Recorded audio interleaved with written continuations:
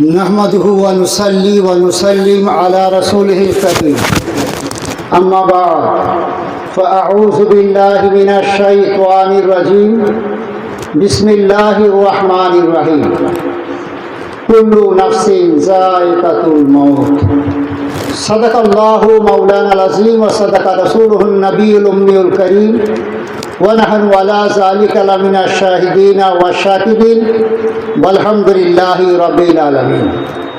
या खुदा बहरे जनाबे मुस्तफ़ा इमदाद कुन, या रसूल अल्लाह अज़ बहरे खुदा इमदाद कुन, या शहीद करबला या दाफिए करबला गुल रुखा शहज़ाए गुलगो कबा इमदाद कुन, गौस आज़म बमने बेसरोसा मा मददे किबलाए दी मददे काबाए ईमा मददे बगिर दबे बला उफ्तदा किश्ती मदद कुन या माइनुद्दीन चिश्ती शाहे बरकात आए अबुल बरकात आए सुल्तान जूद बरकल्लाह आए मुबारक बादशाह इमदाद कुन आदरियाम नारा या गौसे आज़म मिज़ानाम दम से शेख अहमद रज़ा खां कुतुब आलम मिज़ानाम सईदी सनदी मुस्तफ़ा खा रज़ा उनकी नूरानी सूरत पे लाखों सलाम।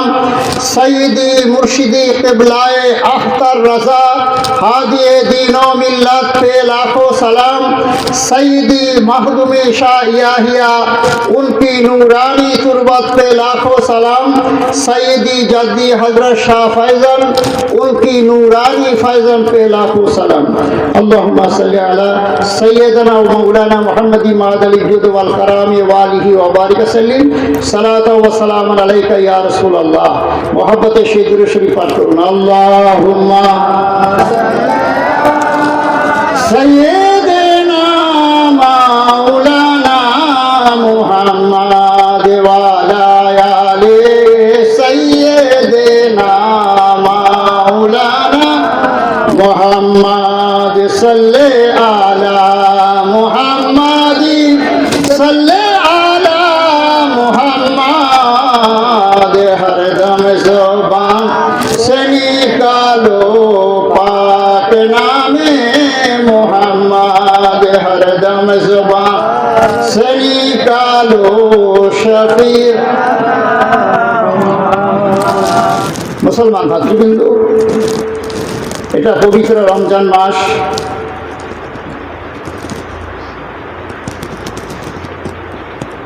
যেইভাবে সাতটার মধ্যে আপনার জুমা সর্বশ্রেষ্ঠ, ঠিক তদ্রূপ কিতাবের মধ্যে লিখেন তদ্রূপ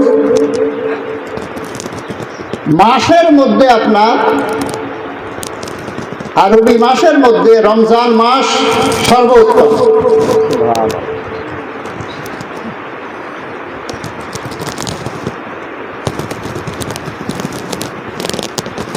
মাসের মধ্যে কোন সময় ইবাদত বন্দেগীর একটা সময় আছে। আপনি 5 ওয়াক্ত নামাজ পড়েন 5 টাইম, বছরের মধ্যে একবার রোজা, জিন্দেগীর মধ্যে একবার হজ,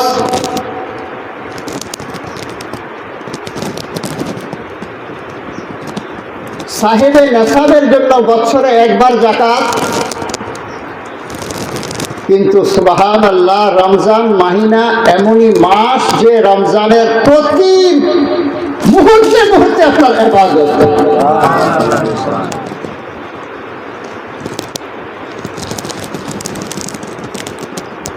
এই রমজান মাসের মধ্যে একটা ইবাদত, সেটা হলো রোজা। আর শরীয়তে রোজা কাকে বলে? শবে সাদিক হইতে সূর্য অস্ত পর্যন্ত ইবাদতের নিয়তে মুসলমান নর এবং নারী হায়েজ এবং নাফাস থেকে পাক ওই নারীদের উপরেও রোজা ফরজ, এর নামই হলো আপনার রোজা।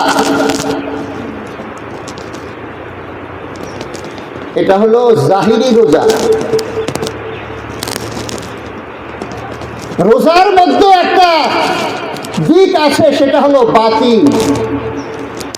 যেমন নামাজের মধ্যে একটা জাহির, একটা বাতিল। যেইভাবে 13টা আরকান এবং হাকাম ফরজ,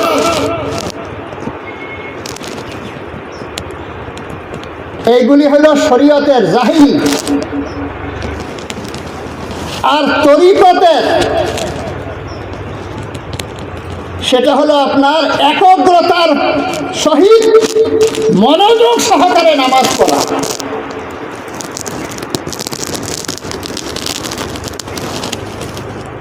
রোজা আপনি শোবে সাদিক হইতে সূর্য অস্ত পর্যন্ত ইবাদতের নিয়তে পানাহার এবং স্ত্রী সঙ্গম থেকে দূরে রইলেন, এর নাম জাহিরি রোজা।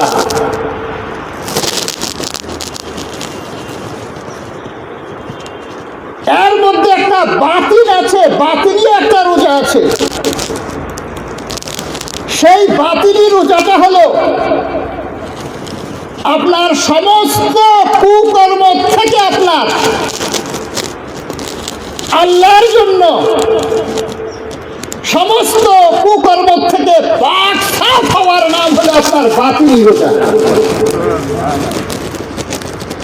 জাহিরি রোজা বছরের মধ্যে একবার, এক মাস, কিন্তু বাতিলি রোজা সারা বছর প্রতি মুহূর্তে মুহূর্তে আপনি বাতিলি রোজা আছে।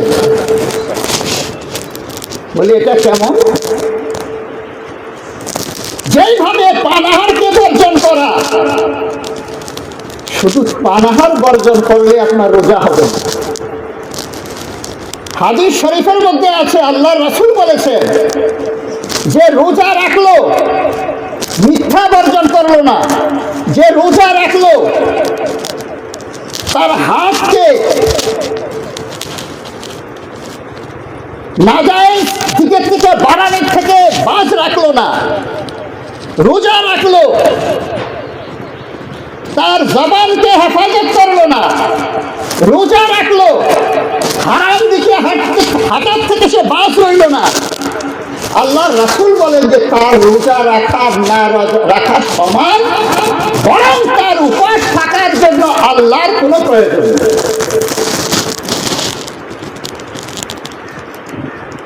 বুঝা গেল? শুধু পানাহার ছাড়লে, স্ত্রী সঙ্গম ছাড়লেই রোজার হক আদায় হবে না। মিথ্যা ছাড়তে হবে, পর নিন্দা ছাড়তে হবে, চুগলখড়ি ছাড়তে হবে, হাতকে জবানকে পাক রাখতে হবে, চক্ষুকে পাক রাখতে হবে। এই জন্য হাদিস শরীফের মধ্যে আল্লাহর রাসূল আলেমে মাকানা ওয়া মা ইয়াকুল নবী মুহাম্মদুর রাসূলুল্লাহ সাল্লাল্লাহু তাআলা আলাইহি ওয়াসাল্লাম ইরশাদ করেন যে হে আমার উম্মত, আমাকে তোমরা 6টা বিষয় গ্যারান্টি দাও, অর্থাৎ 6টা বিষয় আমার নিকটে ওয়াদা করো, আমি তোমাদেরকে জান্নাতের গ্যারান্টি দিচ্ছি, জান্নাতের ওয়াদা করছি। সেই 6টা বিষয় কি? আল্লাহর রাসূল বলেন, 1 নম্বর হলো যখনই তোমরা কথা বলবে তখন মিথ্যা কথা বলবে না। 2 নম্বর হলো যখনই তোমাদের নিকটে কিছু আমানত রাখবে কেহ, সে মালও আমানত রাখতে পারে, সে কোনো কথা তোমার কাছে আমানত রাখলো, যে এই কথা তুমি কারো কাছে বলো না, এটাও একটা আমানত। এই আমানত যে খেয়ানত করবে না, 2 নম্বর। 3 নম্বরে বলেন যে চক্ষুকে হেফাজত করবে নাজায়েজ দিকে,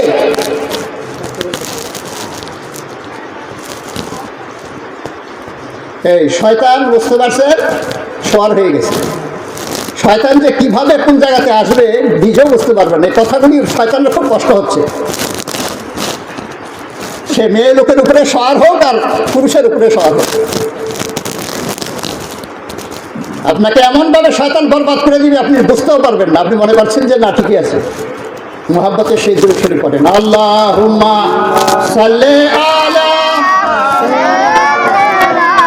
মাওলানা মুহাম্মাদ ওয়া আলা আলি সাইয়্যিদিনা মাওলানা মুহাম্মাদ সাল্লি আলা মুহাম্মাদিন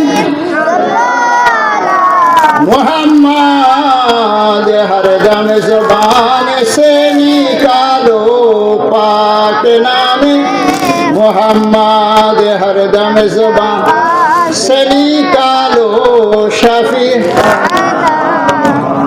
तो अल्लाह रसूल बोलेन যে তোমাদের চক্ষুকে হেফাজত করবে,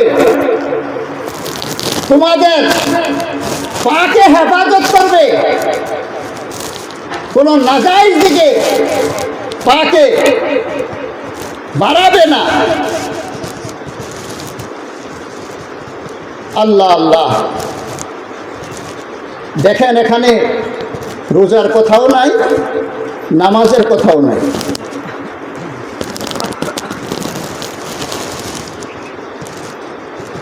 এখানে একটা প্রশ্ন হবে যে রোজা রাখলো না, নামাজ রাখলো না, আর এইগুলি বর্জন করলে হয়ে যাবে, রোজা রাখতে হবে না?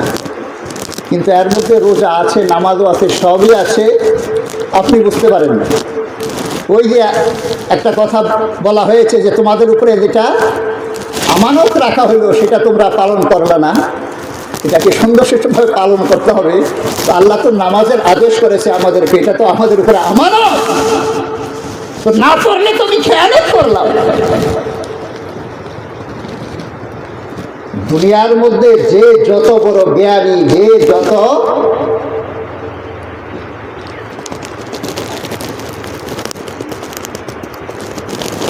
জ্ঞান রাখে তার কথার মধ্যেও তত জ্ঞান আছে। আল্লাহর রাসূল কত জ্ঞানী আর আল্লাহ কেমন জ্ঞানী। তো কোরআন সুন্নাহর এক একটা কথার মধ্যে যে কত রহস্য নিহিত আছে বলা মুশকিল। যাই হোক মুসলমান, কথা বেড়ে যাচ্ছে, আমি খুব শর্টকাট করবার চেষ্টা করছি। এটা রমজান মাস, আমার ইউটিউবের মধ্যে একটা চ্যানেল আছে আপনার, ছোট্ট ছোট্ট ছবি আমি তুলি না, ছবি তোলা শক্ত হারাম। আজকে কি বলা যাবে, উলামায়ে কেরাম যেহেতু হারামের থেকে বাঁচতে পারছে না, আর আপনারা কেমন কিনা বাঁচবেন। আগে থিয়েটার যাত্রা হইলে গেট করা হইতো, আর গেটের মধ্যে যারা নাচবে কুদবে তাদের ছবি দেওয়া হইতো। এখন মৌলবীদেরকেও ছবি দিচ্ছে, মৌলবীরা কিছু বলছে না, বুঝায় যায় না যেটা যাত্রা না, এটা মাহফিলে দিয়ে। তো আপনি বেড়া দিয়েছেন গাছকে রক্ষার জন্য, সেই বেড়ায় যদি আপনার গাছ খাওয়া আরম্ভ করে তাহলে আর উপায় নাই। তো যে আলেম মৌলবী পীর মাশায়েখ আপনাদেরকে দুনিয়ার মহাব্বত অন্তরের থেকে দূরীভূত করে দিয়ে আল্লাহ আল্লাহ রসুলের মহাব্বত অন্তরের মধ্যে ভরে দিবেন, সেই পীর মাশায়েখ আর আলেম ওলামার মধ্যেই যদি আল্লাহর ভয় না থাকে তাহলে আপনাদের অবস্থা কি হবে?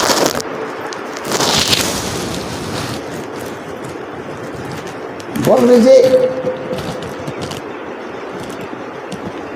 ছবি ওয়াজ নসিহতের জন্য জায়েজ আছে, এটা হেদায়েতের জন্য। বুঝলাম, ওয়াজ নসিহতের জন্য, হেদায়েতের জন্য জায়েজ আছে। এটা ওই ফেসবুকের মধ্যে যে অমুক অমুক জায়গার মধ্যে মৌলবী আসবে তাদের ছবি দেওয়া, গেটের মধ্যে ছবি দেওয়া, এটা কোন জায়েজ হবে? শয়তান বুঝতে পারছেন, এমনভাবে বললাম তো আপনাকে বরবাদ করে দিবে, আপনারা বুঝতেও পারবেন না। অথচ ছবির ব্যাপারে বুখারী শরীফের হাদিসের মধ্যে আছে, যে ছবি তুলবে কাল কিয়ামতের দিনে আল্লাহ তাকে সামনে এনে বলবে যে আমি তোমাকে, তুমি এই ছবি তুলেছো, তোমার ছবি, আমি তোমাকে এখন জাহান্নামে ফেলে দিচ্ছি, যতক্ষণ পর্যন্ত তোমার এই ছবির মধ্যে তুমি রু না দিতে পারবে ততক্ষণ তোমার জাহান্নামে থাকতে হবে। নাউজুবিল্লাহ। এখানে সুবহানাল্লাহ, সারা জিন্দেগি জ্বলবে না, সেখানে সুবহানাল্লাহ, এখানে নাউজুবিল্লাহ বলবেন।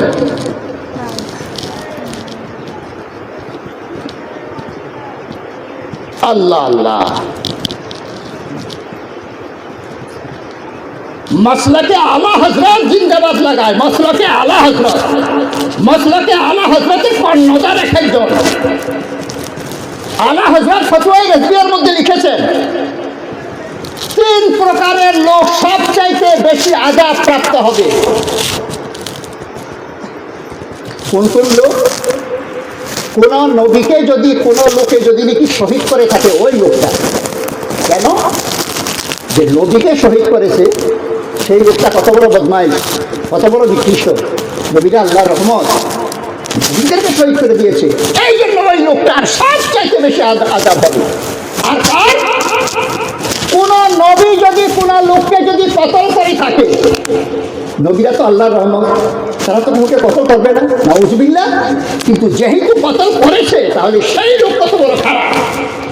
এই জন্য ওই 2 প্রকার, বুঝতে পারলেন তো? আর এক প্রকার, তৃতীয় প্রকার হলো যে ছবি তুলবে এবং তোলাইবে।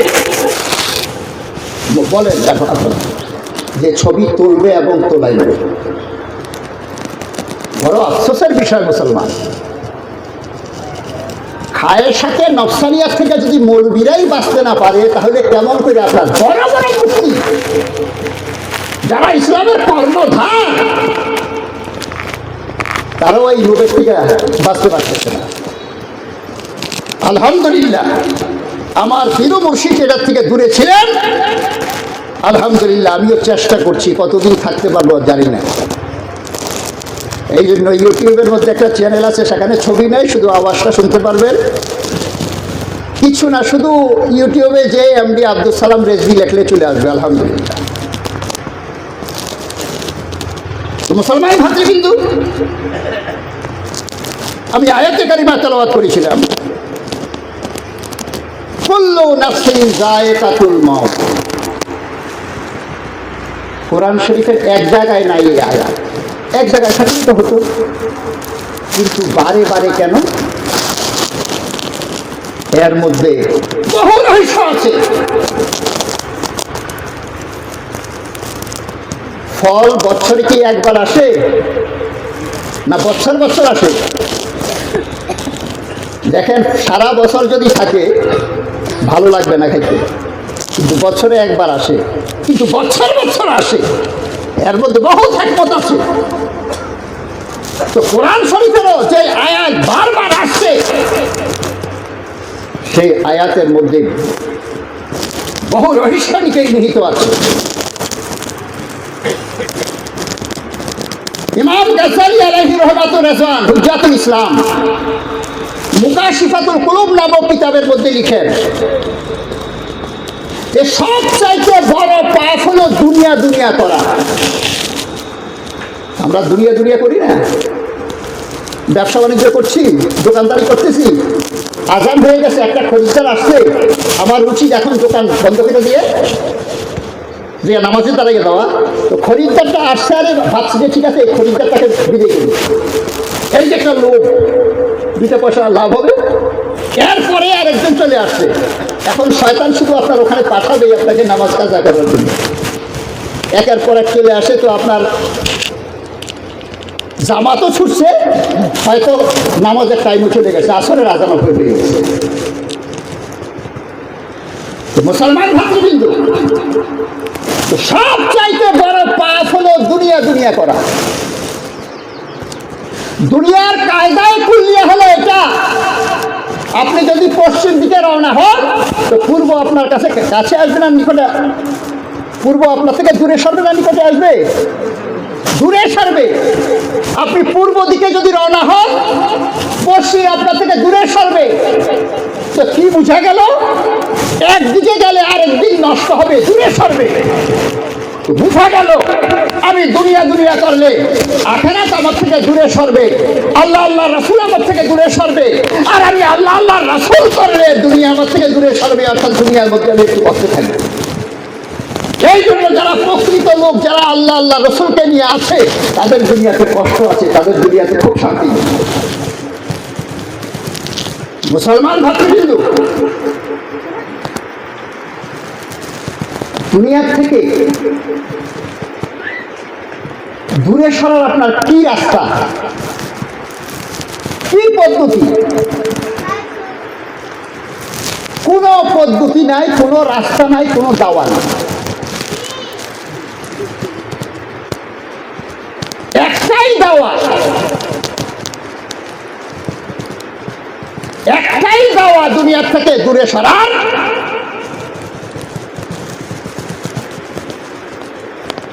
সেটা হলো কুল্লু নাফসিন যায়কাতুল মাউত, মৃত্যুকে স্মরণ করা। যখন আমি আপনি প্রকৃত পক্ষে মৃত্যুকে স্মরণ করব, তখন আমার একতলা বিল্ডিং আছে, আমি আর দুইতলা তুলতে যাব না। আমি ভাববো আমি তো মরেই যাবো, আমি তো একতলা তুলছি, আমার তো থাকার কোনো অসুবিধা নাই, তাহলে আমার দোতলা তোলার দরকারটা কি? আমার 1 বিঘা জমি আছে, আমি আর জমি জমি করবো না, ঠিক আছে চলছে তো আমার। কখন?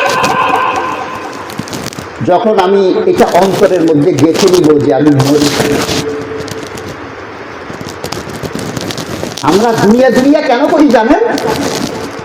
কবরের পারে যে এই পর্যন্ত আল্লাহ আল্লাহ, মৃত্যুকে স্মরণ হয় না। আর কখন স্মরণ হবে বলেন?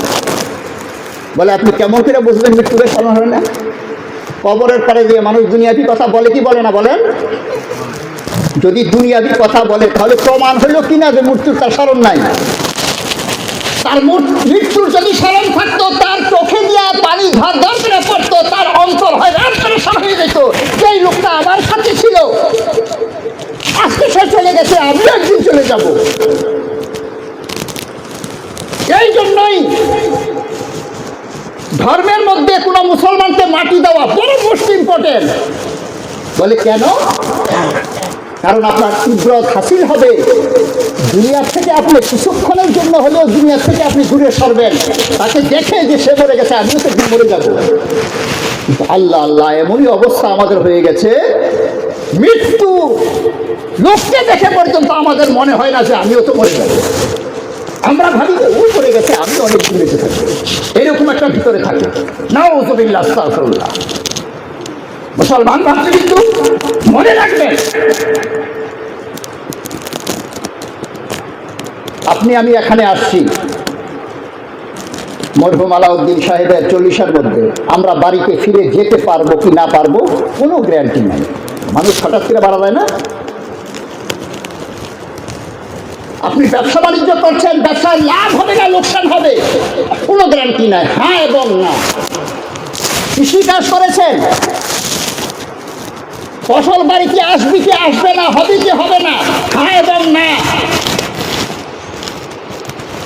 মুকদ্দমা কোর্টের মধ্যে আছে, আপনি সাজা পাবেন না আপনি মুক্তি পাবেন জানা নাই, হ্যাঁ এবং না।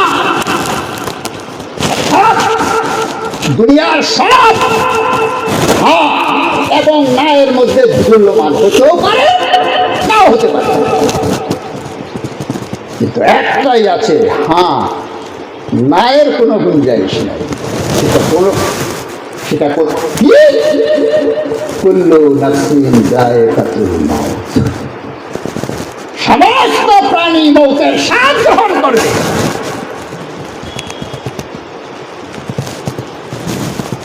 মৌত তো স্বাদের জিনিস না,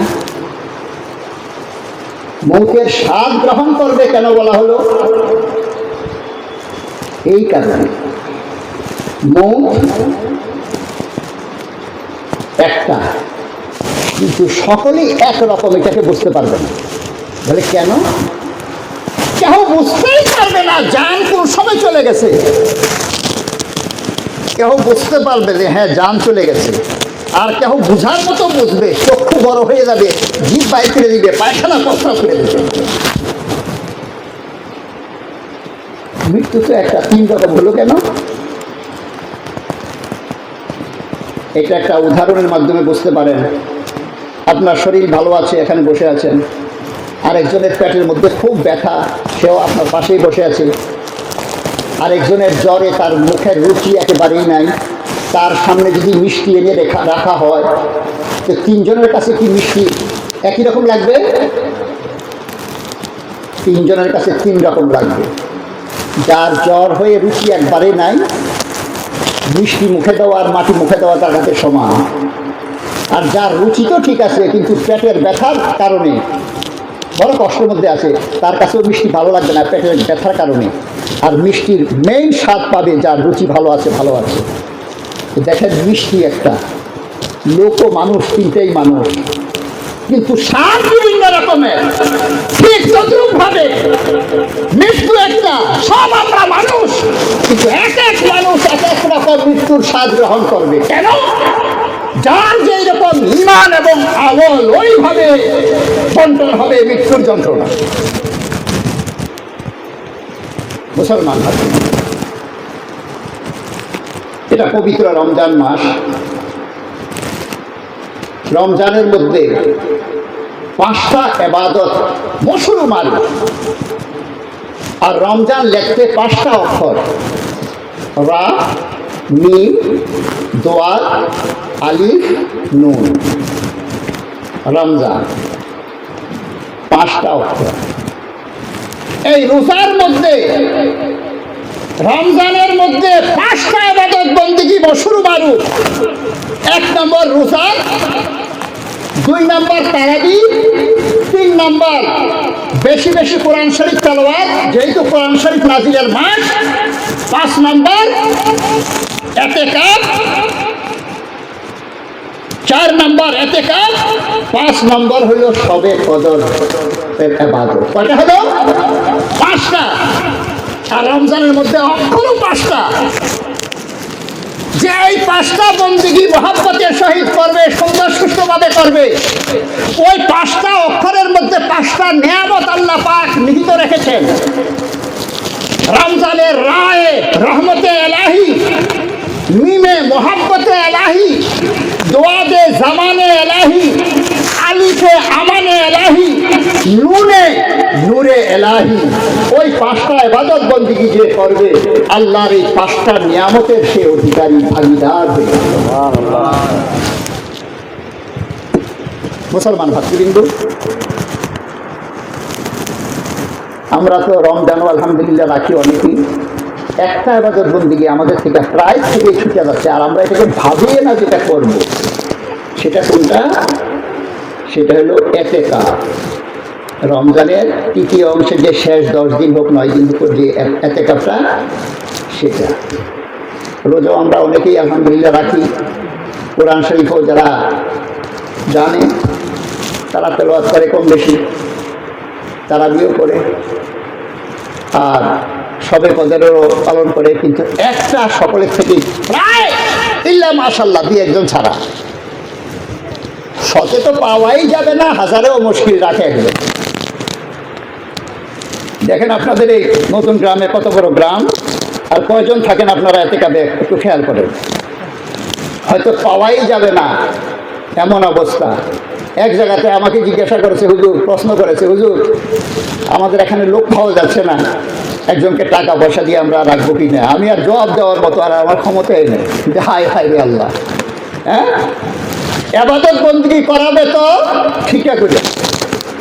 হ্যাঁ, আল্লাহ পাক জাল্লা শানহু আম্মান আমালু আমাদেরকে মহব্বতের সহিত অন্তত পক্ষে বছরে একটা দিন, বছরে একবার 10টা দিন আপনি যদি মহব্বতের সহিত ঢুকে যান ইতিকাফে, আল্লাহর ওয়াস্তে দুনিয়া থেকে কিনার কাশ হয়ে ঘুরে দেয়, শুধু আল্লাহ আল্লাহ করবো, রোজা রাখবো, নামাজ পড়বো, কোরআন শরীফ তেলাওয়াত করবো, হতে পারে আল্লাহ পাক জাল্লা শানহু আম্মা নওয়ালহু এর উসিলে আপনার জিন্দেগীর গুনাহটা মাফ করে দিবেন। তো সকলে চেষ্টা করবেন যে এই বছর পারলাম না, আগামী বছর, আগামী বছর পারলাম না, আগামী বছর। আর আগামী বছর যে আমার আসবে কিনা সেটাও তো আমার জানা না। তো মুসলমান ভাতৃবৃন্দু, রোজা বড় মোহাব্বতের ইবাদত। কালমা, নামাজ, হজ, যাকাত, দাড়ি, টুপি, আসকান, জুব্বা, দুনিয়ার ইসলামী জিন্দেগীর মধ্যে যত আমল আছে সব আমলে এনাম, পুরস্কার আল্লাহ পাক বলেন যে আমি আমার ফেরেশতার মাধ্যমে দান করব। কিন্তু আল্লাহ পাক বলেন যে রোজার এনাম আমি খুদ আল্লাহ দান করব। আপনারা তো সুবহানাল্লাহ বলতে ভুলে গেছেন, ভাবছেন যে কোন জায়গায় সুবহানাল্লাহ বলে আবার রাত করেন। হ্যাঁ, আরে যেখানে আল্লাহর শুকরাতান আসবে, রাসূল পাকের শানে আসবে, আউলিয়া কেরামের সামনে কথা বললেই তো বুঝতে পারবে, সেখানে সুবহানাল্লাহ বলবেন। বুখারী শরীফের হাদিস, জবানের মধ্যে বড় হালকা তিনটা শব্দ, সুবহানাল্লাহ, আলহামদুলিল্লাহ, আল্লাহু আকবার, বলতে খুব হালকা, কিন্তু বলছে যে মিজানের মধ্যে অনেক ভারী। একবার যদি আপনি মহব্বতের সহিত সুবহানাল্লাহ বলেন, তো কিতাবের মধ্যে লিখে আসমান এবং জমিনের মধ্যবর্তী জায়গা নেকে পরিপূর্ণ হয়ে যায়, আর যে বান্দা বলবে আল্লাহ পাক তাকে দান করে দেন। এখন দুনিয়াতে ফালতু লোকের তো অভাব নাই। এখন কি একটা কথা বলবে জানেন, বলছে এত সওয়াব রাখবো কোথায় আমি, বুঝতে পারছেন কথা? আরে নালায়েক, সওয়াবটা তো দেখলি, কিন্তু গুনাহটা কি পরিমাণ করছো সেটা একটু দেখ। গুনাহ যেমন ওই রকম সওয়াব হইলেই তো মিটাপ আসবে। এক ওয়াক্ত নামাজ ইচ্ছাকৃতভাবে ছেড়ে দিলে, হাদিস শরীফের মধ্যে আছে 80 হুকমা দুদক এক ওয়াক্ত, আর 80 হুকমা দুদকের একটা হিসাব হলো 2,88,00,000 বছর দুদকে জ্বলতে হবে। আবার সুবহানাল্লাহ, নাউযুবিল্লাহ।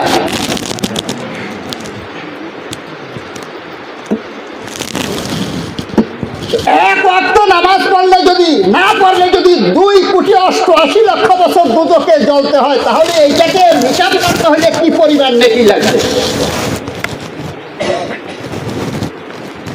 মুসলমান, হাদিস শরীফের মধ্যে হাদিসে কুদসিতে আছে, আল্লাহ পাক বলে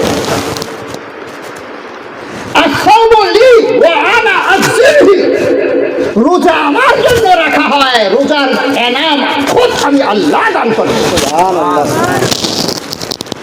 প্রশ্ন, নামাজ কার জন্য করা হয়? হজ কার জন্য করা হয়? দাড়ি কার জন্য রাখা হয়? সবই তো আল্লাহর সন্তুষ্টির জন্য। তো এখানে যে বলা হলো যে রোজা আল্লাহর জন্য রাখা হয়, রোজার নিয়ামত আল্লাহ দান করবে, এর অর্থ কি? এর অর্থ হলো, এই মাতবরকে একটু বলো যে একটু আস্তের জন্য কথাবার্তা বলবে। একবারে ফোন করছে, একবারে কোথায় এসে ফোন করছে দেখো, লা হাওলা ওয়ালা কুওয়াতা ইল্লা বিল্লাহিল আলিয়্যিল আযীম। আল্লাহ নামে বসো, এত বললাম পর্যন্ত আমি যে একটু চুপচাপ করে বসে থাকেন আপনারা, আপনারা তো ঠিক আছেন, কোনো ব্যাপার না, কিন্তু তাদের কান্নার মধ্যে তো এই কথাটা গিয়েছিল। দুরূদ শরীফ পড়েন, আল্লাহুম্মা সাল্লি আলা মাওলানা মুহাম্মাদ ওয়া আলা আলি সাইয়্যিদিনা মাওলানা মুহাম্মাদ সাল্লি আলা মুহাম্মাদিন हरदम ज़ुबान से निकालो पाक नामे मोहम्मद, हरदम ज़ुबान से निकालो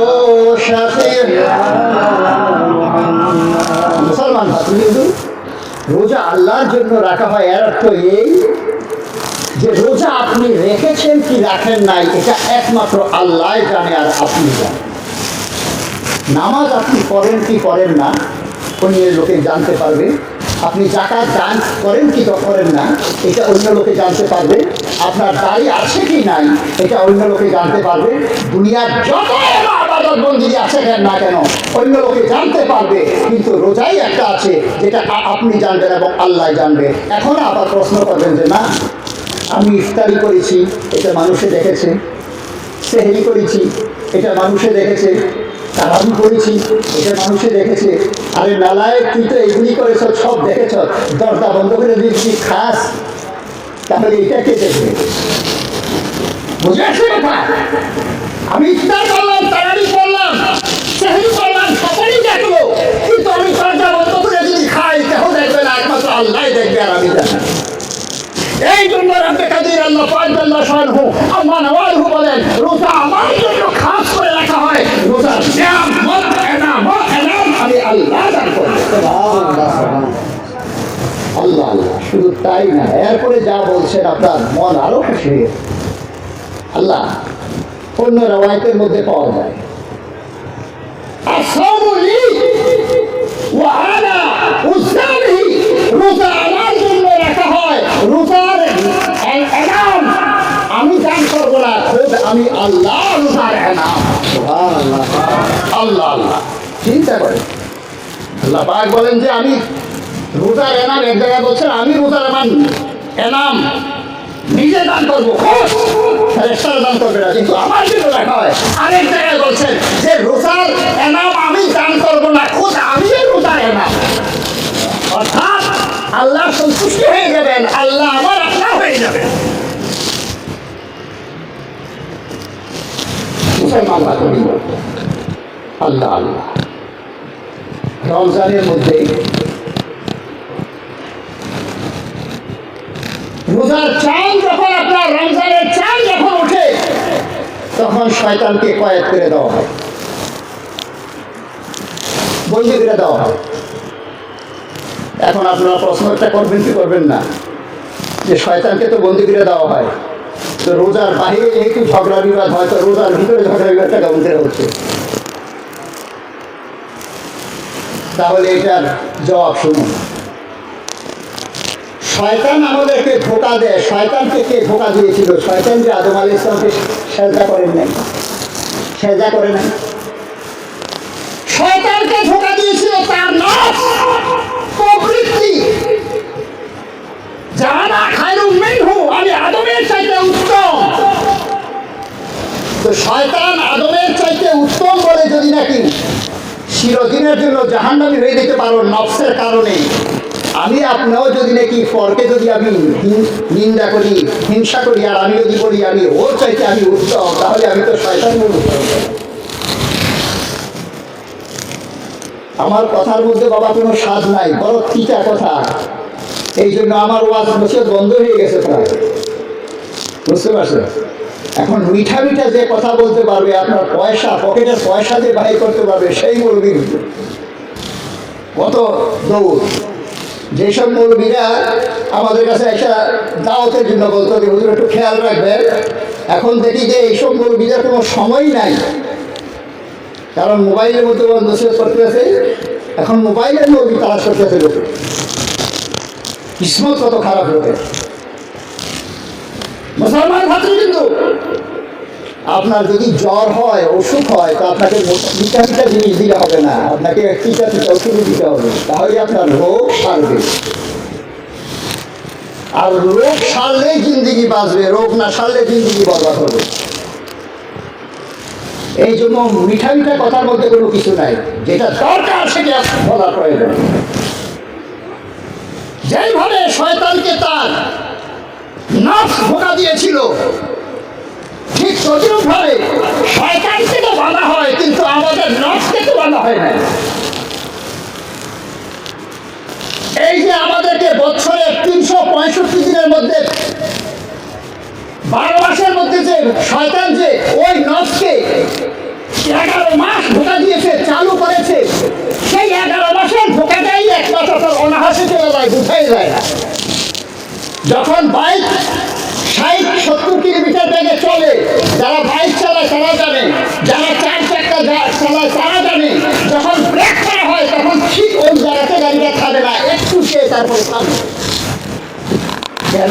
ওই জায়গাতে থামার কথা ছিল, ওই জায়গাতে রাউন্ড আছে, স্পিড আছে ছিল, স্পিডের কারণে ওটা একটু চলে গেছে,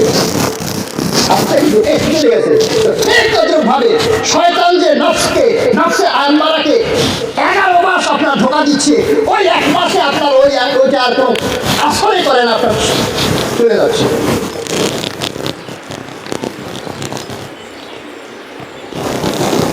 তাহলে শয়তানকে যে বন্দী করলো এটা প্রমাণ কি হলো? কিভাবে বুঝতে পারলাম? হ্যাঁ, শয়তানকে যে বন্দী করলো এটারও প্রমাণ আছে, আপনার আমার সামনেই আছে। বলে এটা কোনটা? এটা হলো, আচ্ছা বলেন তো, আজকে আলহামদুলিল্লাহ দেখবেন আসরের পরে এই নতুন গ্রাম মসজিদের মধ্যে দেখবেন 2 কাতার তো আরামসে হয়ে যাবে। হ্যাঁ, 2 কাতার। আচ্ছা 2 কাতার না হলে 1.5 কাতার তো হবেই, কিন্তু ওইটাই রমজানের পরে 1 কাতার হবে অসম্ভব। 1 কাতার হবে না। তো কি প্রমাণ হলো? প্রমাণ হলো যে শয়তানের ওয়াসওয়াসা নাই, এই কারণে আলহামদুলিল্লাহ মসজিদের মধ্যে একটু বেশি গেছে, এখন যাচ্ছে। তারপরে আবার ওলামায়ে কেরামের নিকটে ওয়াজ শুনে বলে কি যে রোজার বাহিরে, রমজানের বাহিরে, রমজানের ভিতরে একটা নফল আদায় করা রমজানের বাহিরে একটা ফরজ আদায়ের সমান। চিন্তা করছেন ব্যাপারটা? কথা আমি বললাম, খুব সুরায়া বলে দিলাম, আর আপনারা শুনে দিলেন, কিন্তু যদি একটু খেয়াল করতেন যে কথাটা কি, তাহলে বুঝতে পারতেন। আপনি সুবহানাল্লাহ বাইরে বলে কেন? সারা দুনিয়ার নফল বন্দেগী যদি এক পাল্লাতে রাখেন, সারা দুনিয়ার সারা লোকের, আর একজন লোকের একটা ফরজ যদি এক পাল্লাতে রাখেন, এই ফরজের ওজন অনেক অনেক বেশি হবে। এই জন্য বলছি, রমজানের ভিতরের একটা নফল রমজানের বাহিরের একটা ফরজের সমান। তাহলে দেখেন এই মাস কত বরকতপূর্ণ মাস। আর রমজানের ভিতরে একটা ফরজ পালন করা, ফরজ আদায় করা, রমজানের বাহিরে 70টা ফরজ। জন্য মনে করছে যে রমজানের 1 মাস রোজা ইবাদত বন্দি করো, বাস সারা বছর ছুটি। এরপরও বেশি দিন টিকতে পারে না। আপনার ঢুকে আপনার মনে করেন যে রমজানের 15 পর্যন্ত ওই রকম মসজিদের মধ্যে লোকজনের একটু যাতায়াত থাকে আর কি। রমজানের 15 পরে কিন্তু আবার কাটতে থাকে, আবার সবে কদরের দিন ঢুকবে। বুঝতে পারছেন কেন? 1000 মাসের চাইতে উত্তম এক রাত্রের ইবাদত বন্দেগী যদি আপনার কবুল হয়ে যায়।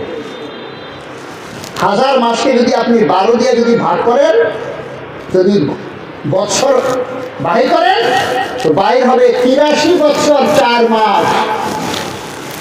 দিনে রোজা রেখে কাফিরের সাথে যুদ্ধ করে সারা রাত্র দাঁড়িয়ে নফল বন্দেগী নামাজ পড়লে যে সওয়াব হবে, এক রাত্রে নামাজ বন্দেগী যদি আপনার কবুল হয়ে যায়, তো ওই রকম সওয়াব হবে। আল্লাহ আল্লাহ। কদরের রাত্র রমজানের 3য় অংশের হাদিস শরীফের মধ্যে আছে, বেজর রাত্রে তালাশ করিও। 21, 23, 25, 27, 29 বেজর রাত্রে তালাশ করিও, হাদিস শরীফের মধ্যে আছে। আল্লাহর রাসূল ফিক্স করে দিলেন না কেন? আল্লাহ রাসূল তো জানেন, কিন্তু ফিক্স করে দিলেন না কেন যে ওই দিন? এই জন্য ফিক্স করেন নাই যে এমনিই তো অন্য সময় মসজিদে লোক থাকে না, কদরের উসিলা দিয়ে ঢুকে, আর যদি কদরেরটা যদি ফিক্স করে দেন, তো শুধু কদরের নামাজই পড়ে, এই জন্য আল্লাহ রাসূল ফিক্স করেন নাই। কোন বুজুর্গ বলছেন 21 তারিখ, কোন বুজুর্গ বলছেন 23 তারিখ, কোন বুজুর্গ বলছেন 25 তারিখ, কোন বুজুর্গ বলছেন 27 তারিখ, কোন বুজুর্গ বলছেন 29 তারিখ, কিন্তু আমরা বিশেষ করে 27 তারিখে করি। কেন করি? এই কারণে করি, আমাদের মাযহাবের ইমামে আজম আবু হানিফা রাদিয়াল্লাহু তাআলা বলছেন যে আমার কাছে মনে হচ্ছে 27 তারিখে শবে কদর হওয়ার বেশি যুক্ত। বলে কেন? আল্লাহ অনেক কিছু সাত সাত করে সৃষ্টি করেছে। 7 জমিন, 7 আসমান, 7 সমুদ্র, 7 দিন, এইরকম 7 করে সৃষ্টি করেছে। তো 27-এর মধ্যে যেহেতু 7 আছে, তো বোঝা গেল যে বেজরের মধ্যে যেহেতু 7 আছে, তো এটাই বেশি হওয়ার যুক্ত। 1 নম্বর, এটা 1 নম্বর না, এটা 2 নম্বর। 1 নম্বর কোনটা? সূরা কদর, কদরের রাত্রের দিকে নিসবত করে যে সূরা নাজিল হয়েছে, ইন্না আনজালনা সূরা কদর, কদরের সূরা কদরের মধ্যে লাইলাতুল কদরে 3 বার আসছে। কয়বার? 3 বার। এর মধ্যে কয়টা অক্ষর আছে? এই বাক্যের মধ্যে কয়টা অক্ষর আছে? লাইলাতুল কদরে 9টা অক্ষর। লাইলাতুল কদর এই বাক্যের মধ্যে 9টা অক্ষর আছে। আর কয়বার আসছে? 3 বার। 3 দিয়ে যদি আপনি 9কে গুণ করেন তাহলে 27। পরিষ্কার ইমামে আজম আবু হানিফা বলছেন যে মনে হয় এই জন্য আমরা এটা বেশি বেশি করে পালন করি। আল্লাহ পাক জাল্লা শানুহু আম্মা নাওয়ালুহু, এটা তো আমাদের ইমাম সাহেবের কারণে আমরা বেশি বেশি পালন করবো। কিন্তু আমরা হানাফি মাযহাবের মধ্যে আছি, কিন্তু রাসূলের পাক সাল্লাল্লাহু আলাইহি ওয়াসাল্লাম বলছেন বেজর রাত্রে তালাশ করিও আল্লাহ পাক জাল্লা শানুহু আম্মা নাওয়ালুহু, অন্যান্য বেজর রাত্রিতেও যেন আমরা কিছু কিছু ইবাদত বন্দেগী করতে পারি অতিরিক্ত। আল্লাহ পাক সেই তৌফিক আমাদেরকে দান করুন। সকল বলুন আল্লাহুম্মা আমিন। ওয়া আখিরু দাওয়ানা আলহামদুলিল্লাহি রাব্বিল আলামিন।